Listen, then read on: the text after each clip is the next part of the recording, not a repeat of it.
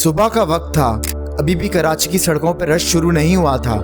एक नर्सरी का सर्वेंट रोज की तरह पौधों को पानी देने गया नर्सरी के पिछले हिस्से की तरफ। उसके हाथ में पाइप था और सब कुछ नॉर्मल लग रहा था, लेकिन फिर उसकी नज़र अचानक से ज़मीन पे पड़ी। पहले उसे लगा शायद कोई ज़मीन पे कपड़ों का बंडल पड़ा हुआ है। वो थोड़ा और करीब गया, फिर अचानक रुक गया। जब उसने गौर से वहाँ पे देखा तो वहाँ पे एक इंसानी बॉडी पड़ी हुई थी। बॉडी को देखते ही उसके हाथ से पानी का पाइप छूट गया और वो काफ़ी देर तक उस बॉडी को बस गौर से देखता रहा। फिर उसने पुलिस को इन्फॉर्म किया। थोड़ी देर बाद वहाँ पुलिस पहुँच गई और फिर एरिया को कॉर्डन ऑफ कर दिया गया। हेलो, माय नेम इज़ फॉस and today we are going to discuss the case study of Mir रज़ा।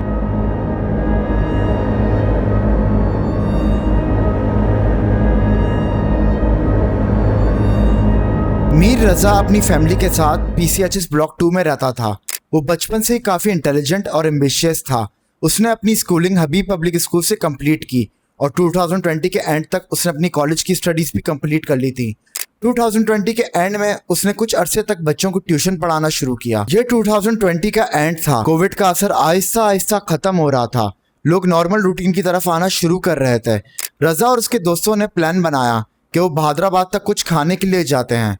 वहां जाके उनके एक छोटे से वॉफल कार्ट पे नजर पड़ी। रज़ा और उसके दोस्तों ने सोचा क्यों ना आज कुछ वॉफल्स ट्राई करें। उन्होंने जाके कुछ वॉफल्स का ऑर्डर किया और वो सब आपस में अपनी बातों में लग गए। लेकिन रज़ा की नज़र किसी और चीज़ पे ही थी। वो गौर से देख रहा था कि वॉफल्स कैसे बन रहे हैं, बैटर को किस तरह मशीन में डाला जा रहा है और वॉफल्स किस तरह शेप ले रहे हैं। और सबसे इंटरेस्टिंग बात कि एक छोटे से कार्ट पे सिर्फ एक बंदा इस बिजनेस को कैसे चला रहा है। उस वक्त शायद रज़ा के दोस्तों को अंदाज़ा भी नहीं था कि उनका दोस्त सिर्फ वॉफल्स नहीं देख रहा है, वो एक बिजनेस अपॉर्चुनिटी को देख रहा है।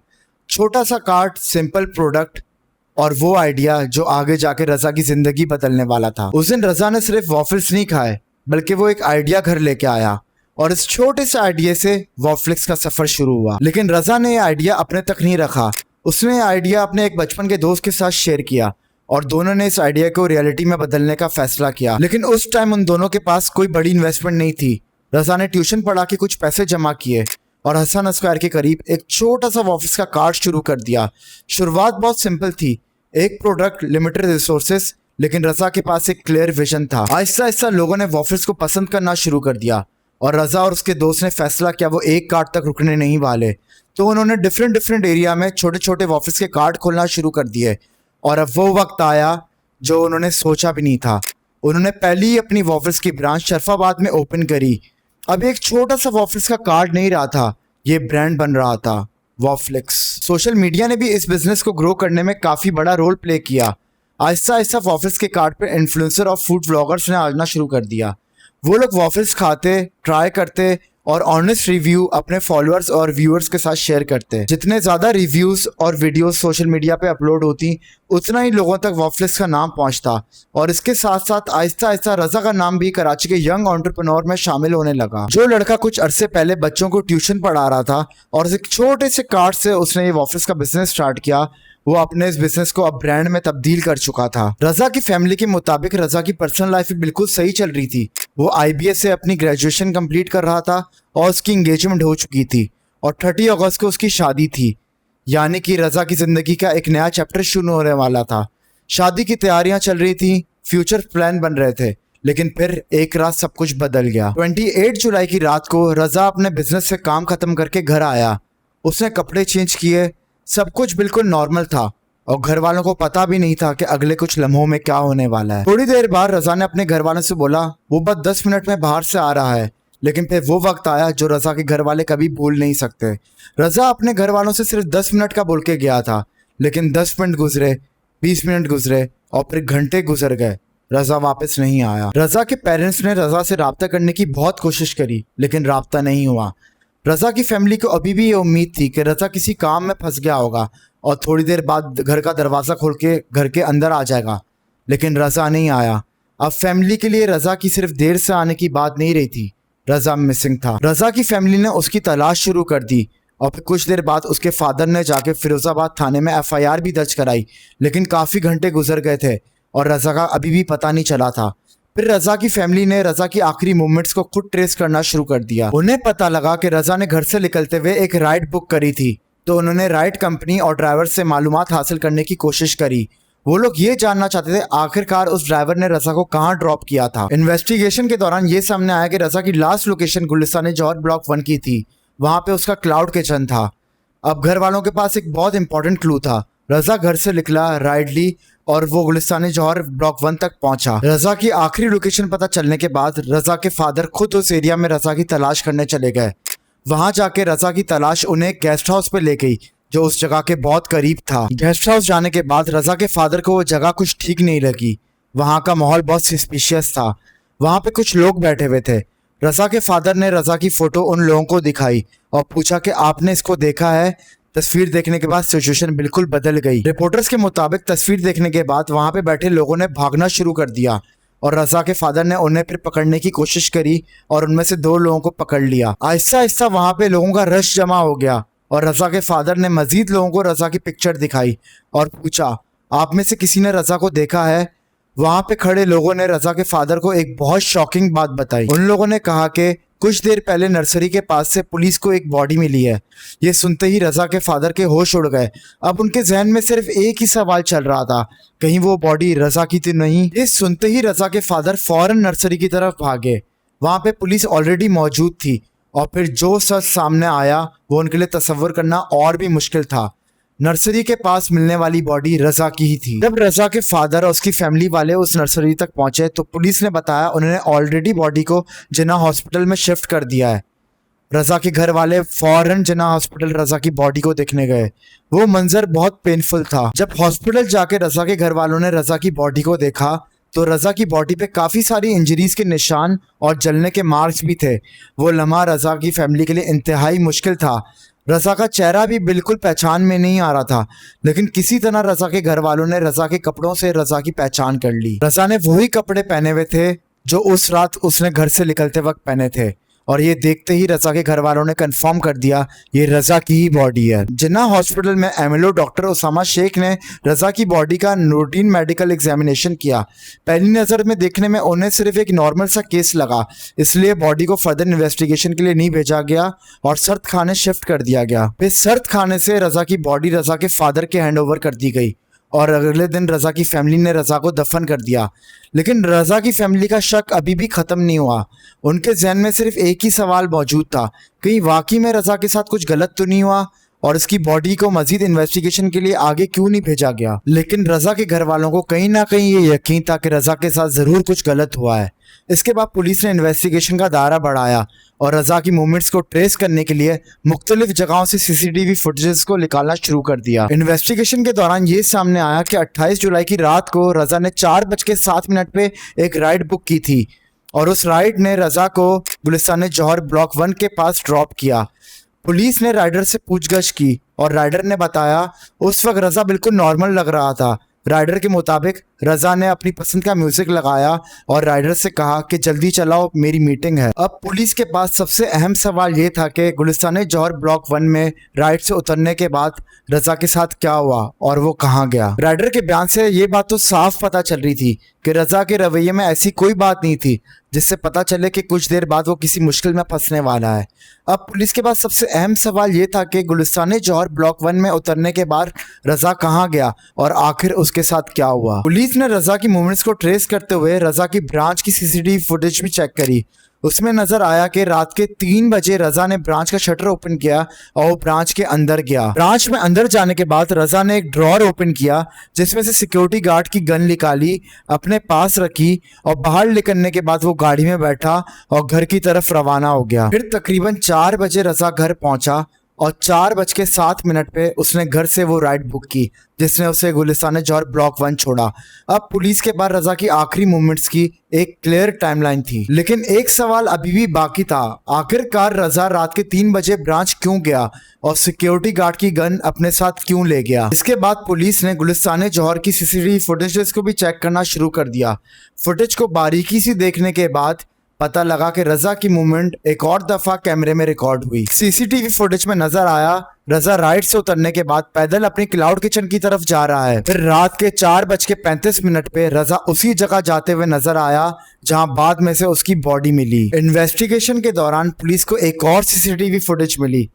इसमें नजर आ रहा था कि रजा ने पैदल चलते हुए अपनी जेब से निकाल के एक चमकती हुई चीज फेंकी। इन्वेस्टिगेटर्स ने फुटेज को देख के अंदाजा लगाया कि रजा ने अपने मोबाइल फेंका है।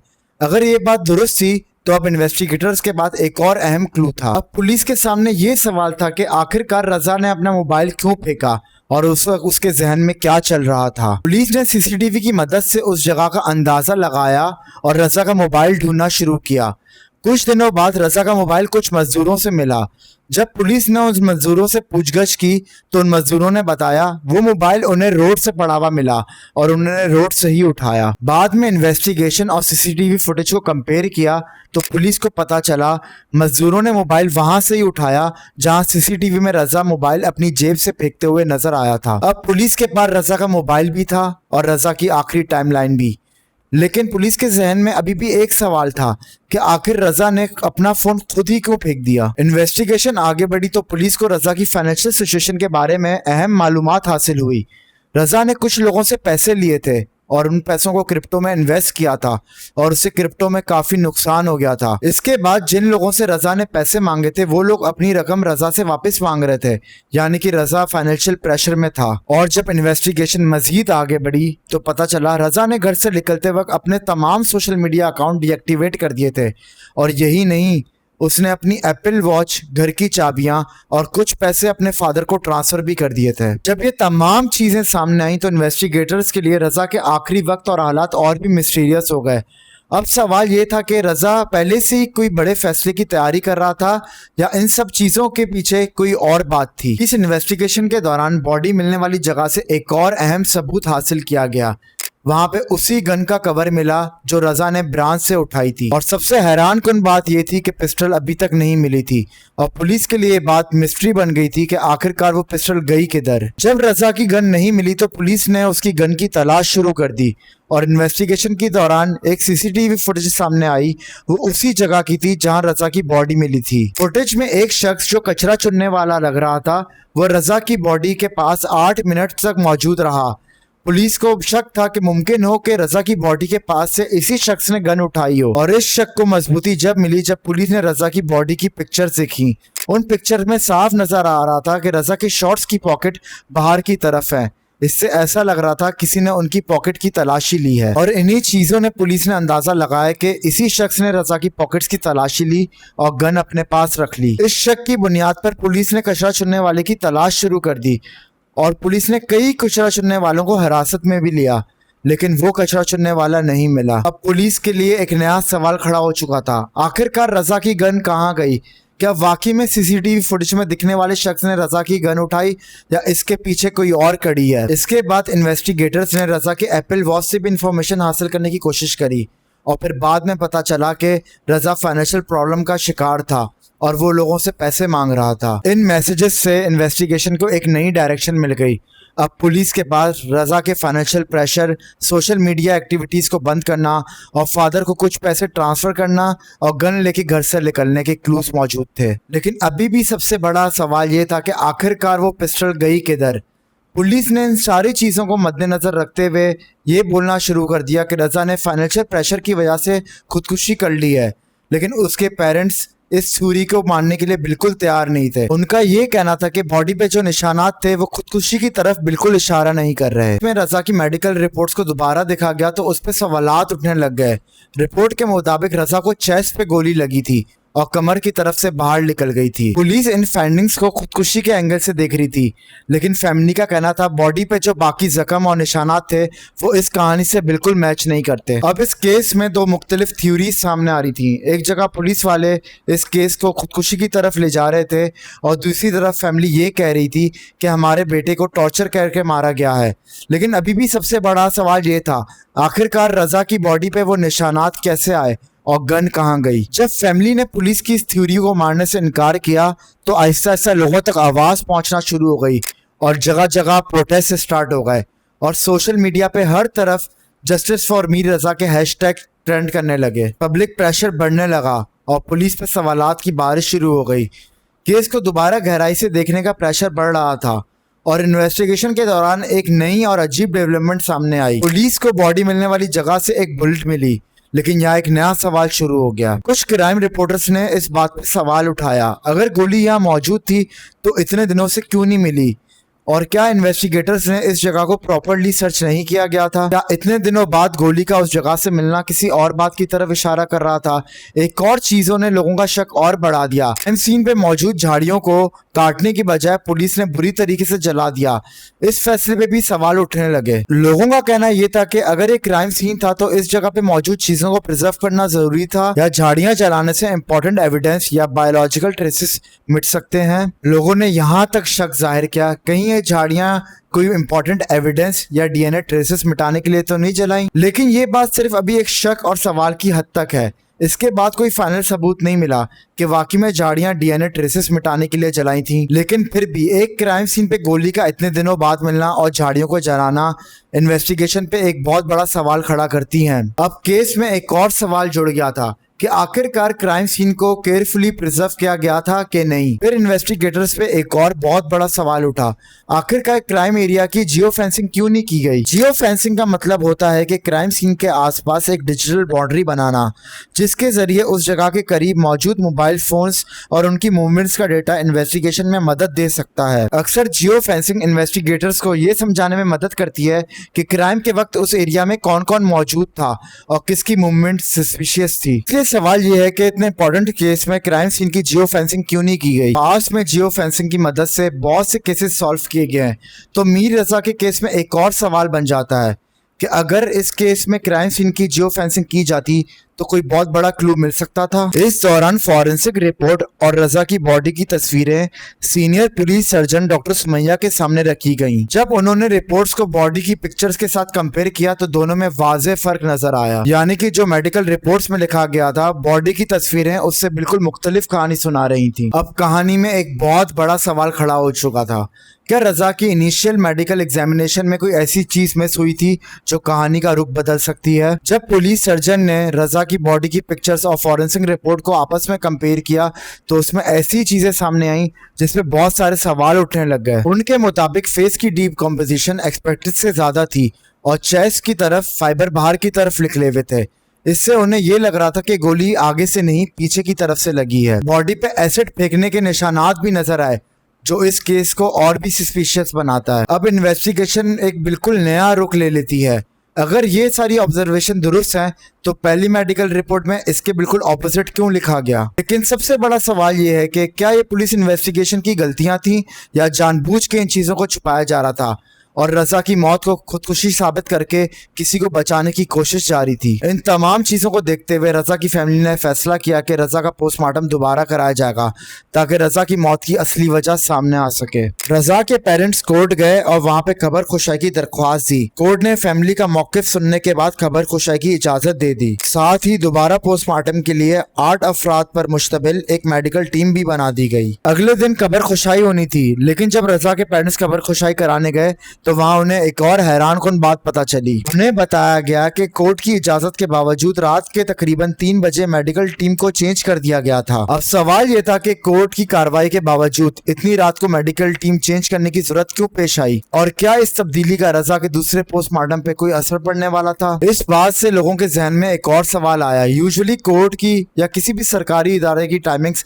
9 to 5 होती हैं, तो रात के 3 बजे ये मेडिकल टीम चेंज करने का फैसला क्यों किया गया और इसकी क्या जरूरत पेश आई? रजा के पेरेंट्स को इन चेंजेस पे इतना एतराज हुआ कि उन्होंने उस दिन खबर खुशाई से ही मना कर दिया और उनके लॉयर जिब्रान नासिर ने भी ये वाज़े तौर पर कहा कि वो इस नई टीम से मेडिकल पोस्टमार्टम नहीं करवाएंगे और उन्हें पहली वाली ही टीम चाहिए। इस डेवलपमेंट के बाद पुलिस और अथॉरिटीज पे और भी सवाल खड़े हो गए और प्रेशर के बाद आखिरकार कोर्ट ने पहली वाली मेडिकल टीम को ही दोबारा पोस्टमार्टम के लिए भेजने का फैसला किया। अब सबकी नजरें दूसरे पोस्टमार्टम पे थी क्योंकि फैमिली को पूरी उम्मीद थी कि फॉरेंसिक एग्जामिनेशन के बाद वो सारे सवाल क्लियर हो जाएंगे जो पहली मेडिकल रिपोर्ट के बाद खड़े हुए थे।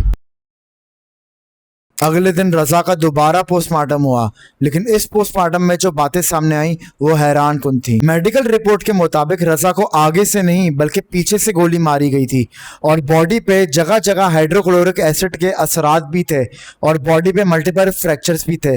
इससे ये साफ जाहिर हो रहा था कि रजा के साथ उस रात कुछ और ही हुआ था। रिपोर्ट में ये बात भी सामने आई कि रजा के फेस और फिंगरप्रिंट्स पे एसिड फेंका गया था ताकि उसकी पहचान और एविडेंसेस को मिटाया जा सके। इससे सबसे अहम बात भी सामने आई कि रज़ा के ब्लड में बेहोशी की दवा के असरात मौजूद थे और रज़ा के स्टमक में एसिड मौजूद था।